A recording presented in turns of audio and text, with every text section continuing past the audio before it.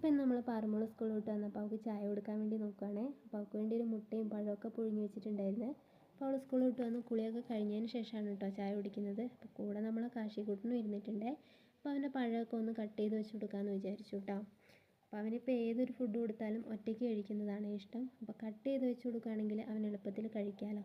അങ്ങനെ രണ്ടാളും കൂടി ഇരുന്ന് ചായയൊക്കെ കുടിക്കുന്നുണ്ട് കേട്ടോ. അപ്പോൾ ഇവർ ചായ കുടിക്കുന്ന നേരം കൊണ്ട് തന്നെ ഞാൻ മീനുകൾക്കൊക്കെ കുറച്ച് തീറ്റ ഇട്ട് കൊടുക്കാമെന്ന് വിചാരിച്ചേ. അപ്പോൾ മീനിനൊക്കെ തീറ്റ ഇട്ടുകൊണ്ടിരിക്കുമ്പോൾ ഇതിൽ നിറച്ചും കുഞ്ഞു കുഞ്ഞു മീനുകൾ ഉണ്ടായിട്ടുണ്ട് കേട്ടോ. നല്ല ഭംഗിയുണ്ടായിരുന്നു കേട്ടോ കാണാൻ. അപ്പോൾ കുറച്ച് നേരം ആ മീനിനെയൊക്കെ നോക്കി ഇങ്ങനെ ഇരുന്നു കേട്ടോ. അതൊക്കെ കഴിഞ്ഞപ്പോഴത്തേക്കും അനുവേട്ടൻ വന്നിട്ടുണ്ടായിരുന്നേ.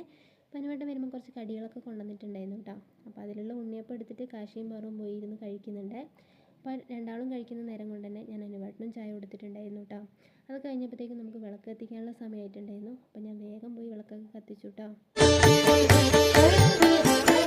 നമസ്തേ മഹാദേവ ഗൗരീശ ശംഭു നമസ്തേ മഹാകാ.